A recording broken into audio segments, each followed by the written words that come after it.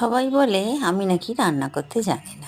Actually সবাই বলতে যারা আমায় ভালোবাসে না তারাই। এটা আমার মনে হয়। আমার ভালোবাসার মানুষরা বলে আমি নাকি খুব ভালোই রান্না করি।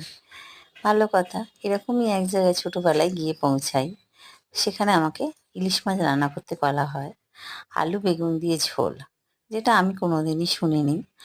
ছোটো থেকে আমি যেভাবে খেয়ে বড় হয়েছি সেখানে বেগুন দিয়ে ঝোল খেয়েছি। আলু বেগুন দিয়ে ঝোল আমি খাইনি।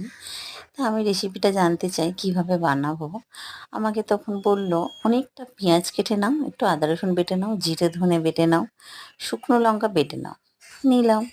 তারপরে কড়ার মধ্যে বেশ কিছুটা তেল দিয়ে মাছগুলোকে লাল লাল করে ভেজে তুলে তার মধ্যে পেঁয়াজ আদা রসুন সব কষিয়ে তারপরে আলু বেগুন দিল। দেওয়াতে ঝোল সত্যি বলতে গেলে ওইভাবে কোনোদিন আমি ইলিশ মাছ খাইনি। আর আমার ভালোও লাগেনি। তবে হ্যাঁ, শুনেছি কাঁচকলা দিয়ে ইলিশ মাছের ঝোলটা নাকি ভালো লাগে।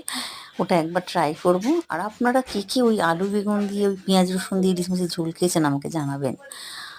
আর আপনাদের নিজস্ব কোনো রেসিপি থাকলে অবশ্যই জানাবেন। আর আমি যেটা এখন বানাচ্ছি সেটা আমার মা ঠাকুমার থেকে শেখা, আমার দিদিমার থেকে শেখা রান্না।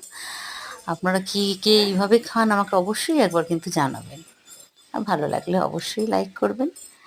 আর ভুল ত্রুটি হলে অবশ্যই কমেন্ট করে জানাবেন। টাটা, আজ তবে আসি। আবার একদিন দেখা হবে নতুন একটা রেসিপি নিয়ে।